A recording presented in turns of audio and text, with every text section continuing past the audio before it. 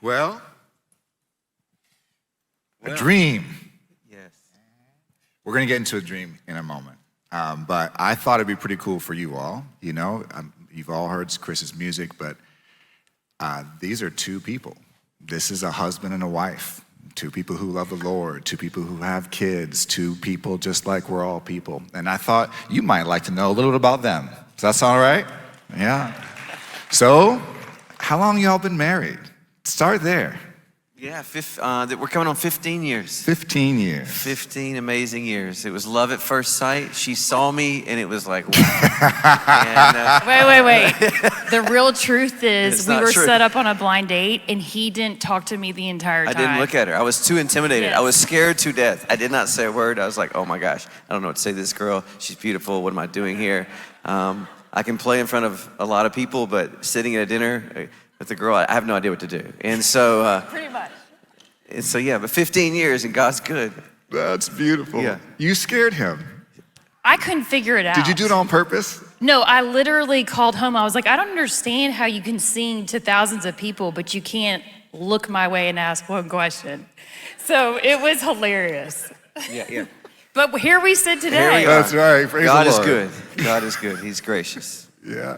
Okay, so you have 3 kids, right? Tell us about your daughters.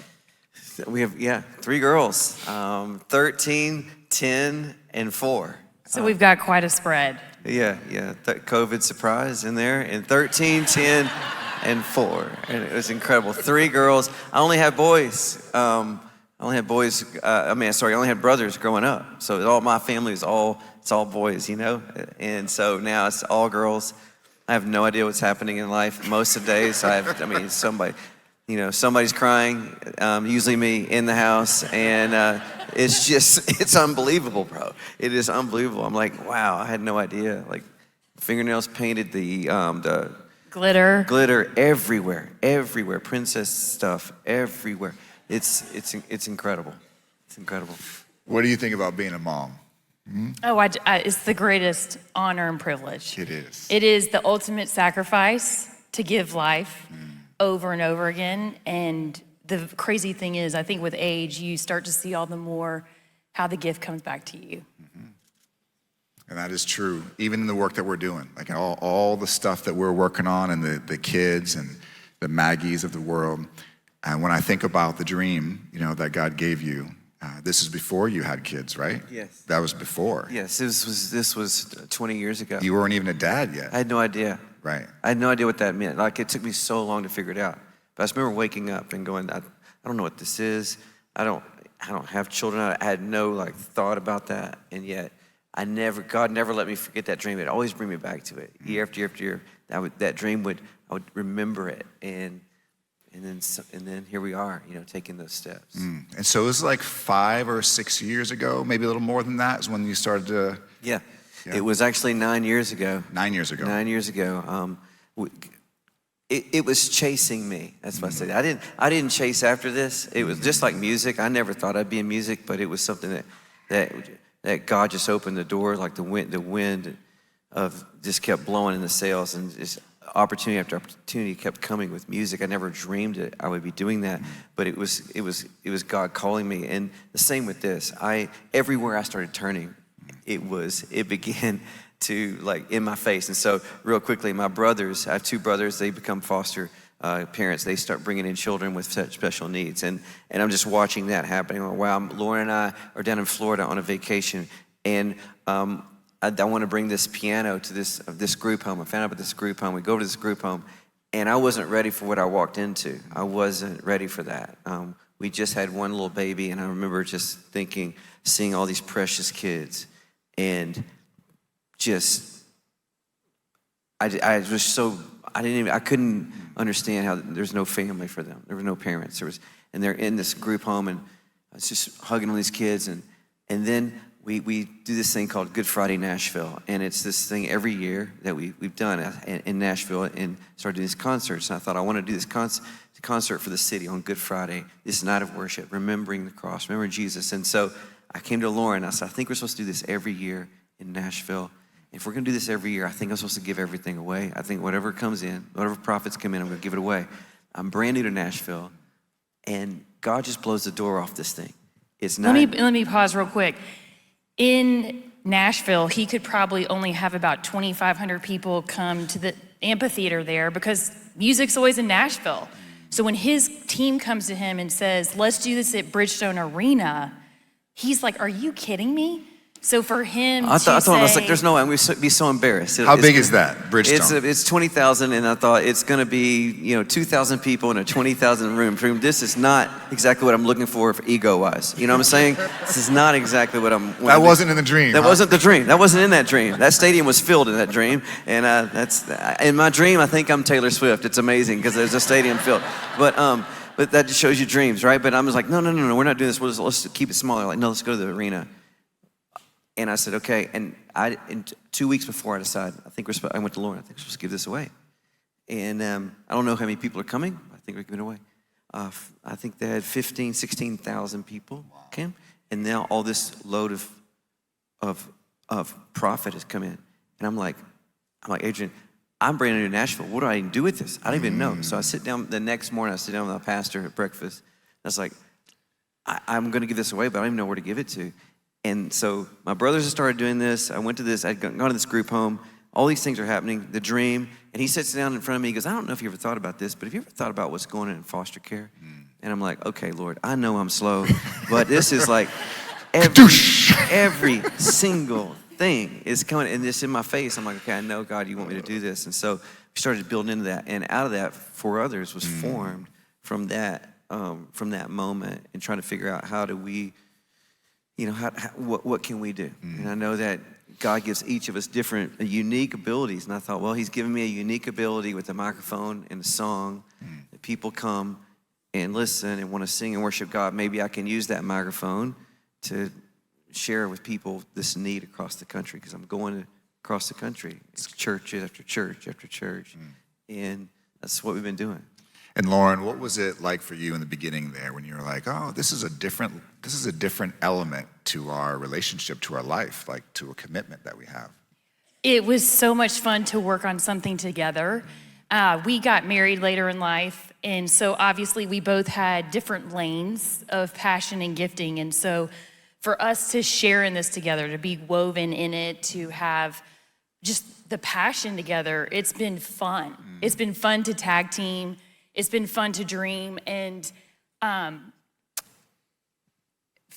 think the greatest gift has just been to see, as we've taken risk time and time again, and from the beginning, that's what blew us the way the most, was how God came in and provided in those early years, because we really did leverage the stage. We put ourselves in a personal place of risk where I'd never seen God come through so clearly.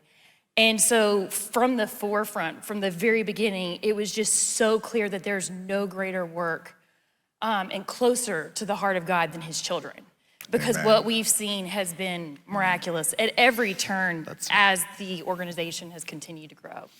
He keeps doing it, right? It's good. It's good. And I'm thinking about the early days for us, so the very beginning of our relationship, it was not even CarePortal that kicked things off. You first heard about this little t-shirt company. Oh, I got to tell this. Tell a story. This is unbelievable, guys. This is unbelievable. So we get this little band of people together, starting this For Others journey, and at the very and we thought, okay, what can we do? We don't need to start another agency or anything like that. There's so many great ones out there. Maybe we can just find great ones and get behind what they're doing. And so, but the tour was starting. All this was happening. And I didn't have really time to think through all those things. I thought, let's just go out and I'll grab the microphone every night and I'll share about this and we'll raise some money, see what we're gonna do. And one of our little guys we put together on our team, he had sent me a text before the tour started, and it was, I'll never forget the text. I wish I had it. I can probably find it on my phone and screenshot it, but it just said CarePortal ... We should look into this. And I'm thinking, and then, so I went online and I was Googling. I was like, oh, wow, that looks amazing. That's cool. Tour starts in a couple weeks. I don't have time to really figure out what all that is and advocate for them, but that would be, okay, great. Well, I put that aside. And one of the ladies that was part of our team at that time, she said, Chris, have you ever thought about doing your T-shirt sales differently? Like I said, what do you mean by that? She goes, well, I help out with this group, and they make the T-shirt in Haiti, and then they print it in Kansas City, and they're called GoX, and they and I love this. They're helping. They're doing the work that you say you want to do, just through the T-shirts, and by you buying these T-shirts, before you even sell them, you're already doing the work and that you want to do, and helping people and I'm like, okay, let me check into this. So I had my manager, as we do, go look into this. Okay, go check this out. And he comes back and he goes, he's such a manager. This makes zero financial sense. Zero. He goes, right now you can get your T-shirts. We selling them for what, $15. You can get them for 75 cents a dollar.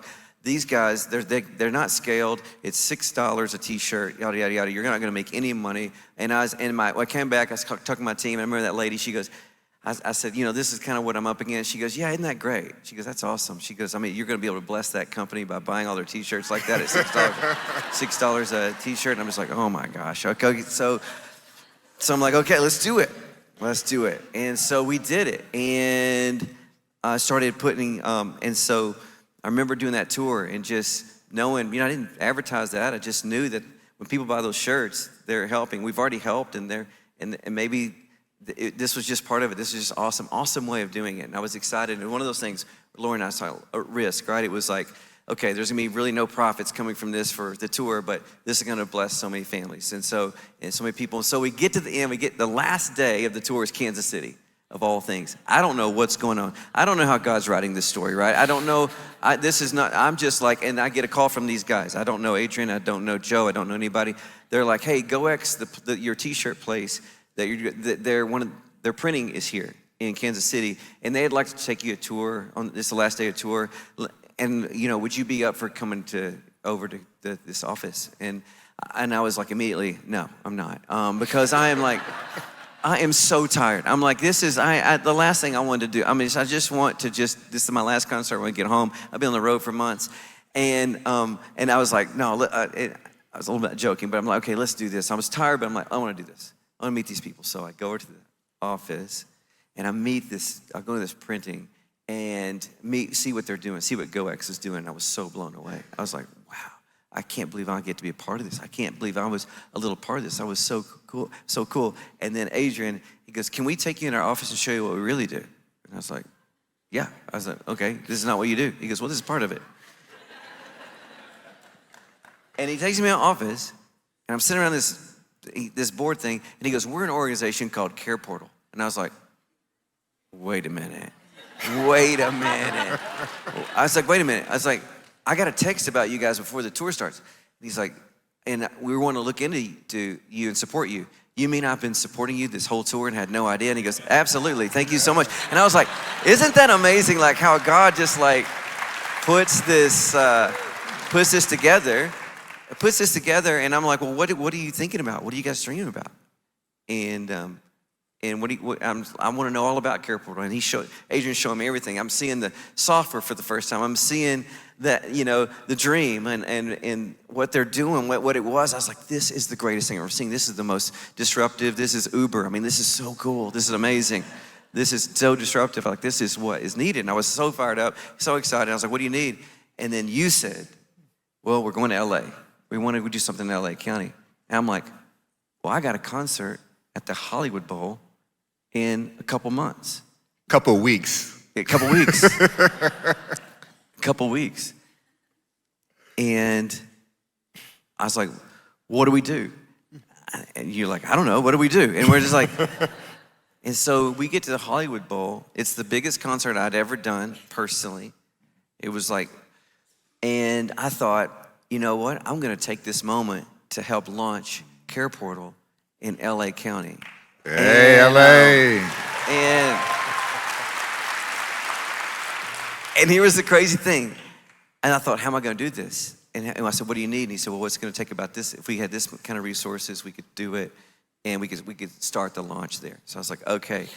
So we need this many people maybe to give this much. And we were just talking, like, I didn't know what I was doing. So much so I didn't know what I was doing. I get there, and we're at the Hollywood Bowl. That's where we played. One of the most famous, iconic venues in all of America. And they get wind that I'm going to ask people to give something. And that's apparently zero, no tolerance in Hollywood Bowl. We don't ask anybody. And I said, well, I was wanting, and so I talked to the people, and it's like, I was wanting to just put can I just put a phone number up on the screen? People can text. They're like, absolutely not. And I was like, okay, great. This is going to go well. And so. But he's committed at this point, see. I'm like, you guys are out there with me. I'm like, they're telling me I can't do it. Then they said this. I'll never forget this. This is one of my favorite things. It's so fun thinking about this. They said, well, how about this? We'll let you share whatever you want to share. These are the gatekeepers there. They're like, and you can tell people an email, but don't put it on the screen. If it comes on the screen, we're gonna can't turn your concert off, take the power, and do not put anything on the screen that promotes anything. But you can, from the microphone, you can tell people an email. And I'm like, okay, gosh. I was like, well, what kind of? I got to figure out. I got to create an email that everybody can remember. So because it's almost 20,000 people there, and I think I've got to tell people. So I just had my team. This is an hour before. I had my team. I said, can y'all make an email real quick? That is LA@ChrisTomlin.com. LA@ChrisTomlin.com. So the whole night, when I shared, I would talk, and I shared about what's going on in LA County. So we want to do this in LA County. And I said, and here's the way you can get involved. If you want to get involved, we'd love to meet with you after the concert, but you have to email us. And this is going to be weird, but I tried to make an email that everybody can remember in the whole stadium. So here's what we're going to do. You live in LA, I'm Chris Tomlin. It's LA@Chris Tomlin. Where do you live? LA. Who am I? Chris Tomlin. LA@Chris Tomlin. LA@Chris Tomlin. LA@Chris Tomlin. And people just started emailing like crazy. We met all these people after the concert. Hollywood Bowl was frustrated, and it was just awesome. It was beautiful. It was beautiful. The first Hollywood disruption we made. That's right.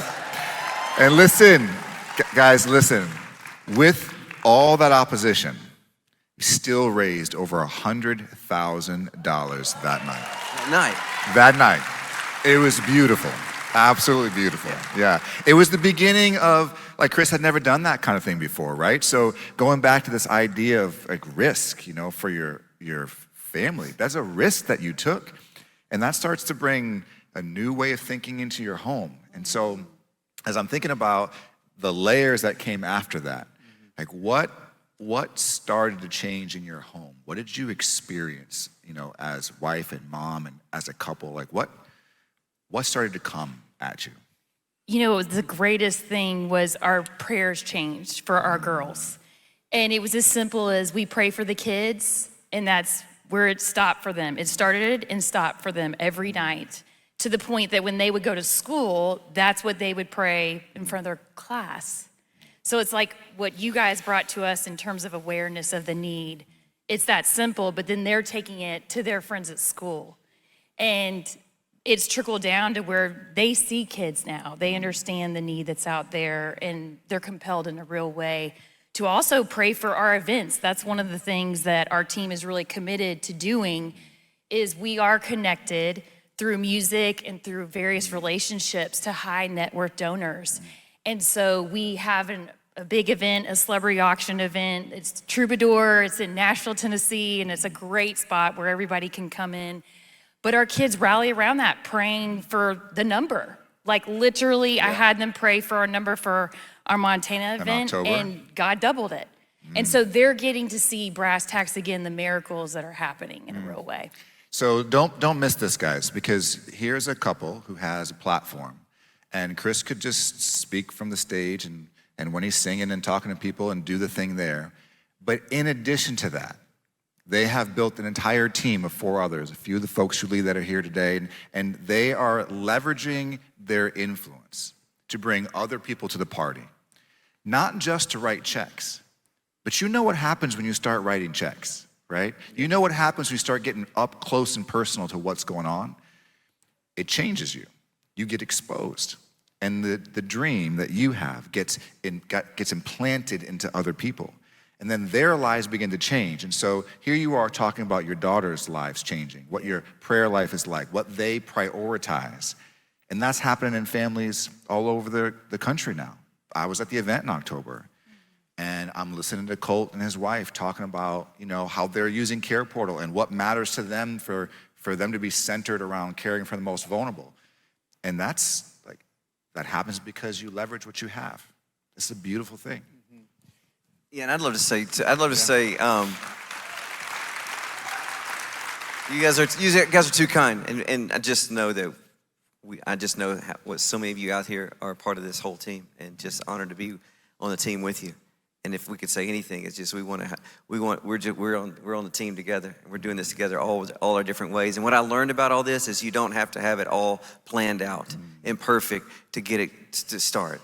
What I learned is if you think you got to have everything planned out and it's got to be perfect to start, you'll never do anything. That's right. Because nothing works like that. It has been a journey, but it was taking those steps. I know God was like, okay, now is the time, and I don't know how to do this. We're going to take steps, and then it just gets clearer and clearer and clearer, and God brings people and the right people and more people and the right things. And the partnership with CarePortal has been from day one for me when I didn't even know it. I didn't even know I was partnering with them day one, and I was.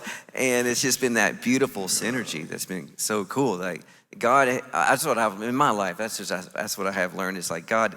When you look back and you're like, man, I just see God weaving all the details, and you just taking those steps, of faith. Of faith. Mm-hmm. What were you going to say? Just how much we appreciate the relationship and the trust that we've had over the years, the longevity. And you guys have been with us from the beginning. You've seen us from the genesis of when we really didn't know what we were doing, honestly. And as we have our team with us, Jared and Deb, they are the rock stars that have linked arms with us and taken this way further from what we thought was just his stage, has now become retail stores to celebrities running with it. But we couldn't do this without you guys, because you guys are the ones that are in the trenches every day and making it a great, tangible way for people to connect and be empowered in a real way in their communities. So thank you. Partnership matters, guys. It is beautiful. Yeah. So I want to bring to your attention, we were at this concert at Red Rocks in 2019. It was in the early days. Yep, Red Rocks is special. Colorado in the house, yeah. And my wife is there, and you did the thing at the concert, and you talked about the organizations, and there was a time for people to come backstage afterwards, and we all gathered down this place. And my favorite memory of that was just how kind and patient the both of you were with all the folks clamoring for your attention. There was thousands of people at Red Rock. It was a beautiful concert. And afterwards, everybody wants to meet you. And I just have it burned in my mind, the two of you just standing and talking and listening patiently to everybody who wanted some of your time. And it doesn't have to be that way, and it's not always that way, but you choose to make it that way. And that is a testimony to your heart, right? And that's the kind of heart that is in someone who then turns around and says yes to the Lord, to this crazy dream, and yes to putting our family at risk in different ways, and yes to leveraging your resources and your time and your influence. Like, that's the same heart there as what you are pouring out through people and for others. And so we want to say thank you to you guys for being who you are. That's beautiful. That's good. That's good. So we like surprises here, apparently. We were told that a couple times, right? We like surprises, and so we have one more surprise. Yep. As you know, For Others is the organization. They have been the community champion who funded the first 3 requests, and we said we were going to do 3, and we're going to do one more. Let's go. We're going to do one more. Are you in for that? Let's go. Okay. So this request was one of the 120 that were nominated on Monday that your all's funding isn't paid for. And this is a request for, you can put it up on the screen, but this is a request for a family who has 4 kids, and one of their kids is hearing impaired. And they have struggled with this little guy. And they're not a family of resources, right? And so for them, it is hard to just get to the next thing. And their little guy, who is hearing impaired, has not been going to school because they can't get him the treatments he needs, because they can't get to the treatments, because their vehicle's not working. They just can't get there. And it seems like a silly thing. Like, all of us will die for our kids. We will do whatever we possibly can for our kids. And here's this family. They can't get to his treatments. And so he can't go to school. And what's stopping them is a transmission that's $4,500.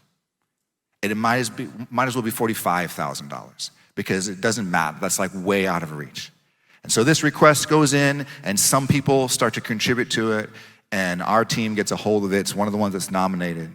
And you all's generosity, and through 4 others, you have topped off this $4,500 request to make it happen. Come on. It's beautiful. That's right. Thank you. That's what it's about. That's what it's about. So, That's what it's about. thank you guys. Hey. Yes, right on. you guys. That's right. Anything last words you want to share before we wrap it up? No, I just kind of come back to that verse that has always pierced me, Hebrews 13. Through Jesus, let us continually offer a sacrifice of praise, the fruit of lips that confess his name. And that's what I've tried to give my life to do, is to help people worship God. I've tried to write songs to help the church worship him. And it says, and do not forget to do good to others, for with both sacrifices God is pleased. And that's it for me. And that for me, that was like, it can't be just singing. It's both. It's worship is both. And so when you live your life for something greater than yourself and living your life for others, that's what it's about. And I think that's the heart of God. And so I'm just so encouraged being in this room. I'm in a room full of people that get that. You know, usually I'm trying to share that with people. You are like, yes, that's what we do. And so I just want to encourage you. That's living out God's word in his heart for people.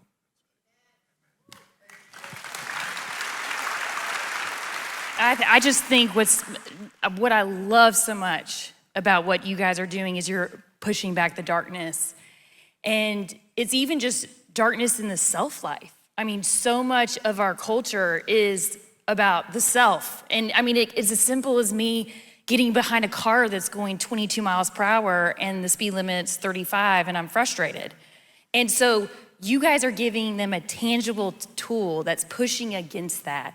It's a way that people can easily bring this tool into their life, and they can actually see the connection in others, see the impact in a real and tangible way, and it's so easy to pass on to others. Out of all of our partners, I use CarePortal as the example because it's just so easy to understand, and it's making such a huge impact across the nation. So Thank you both. It's a blessing. Thank you both. Give it up. Come on this way, guys. You can have a seat right there in the front.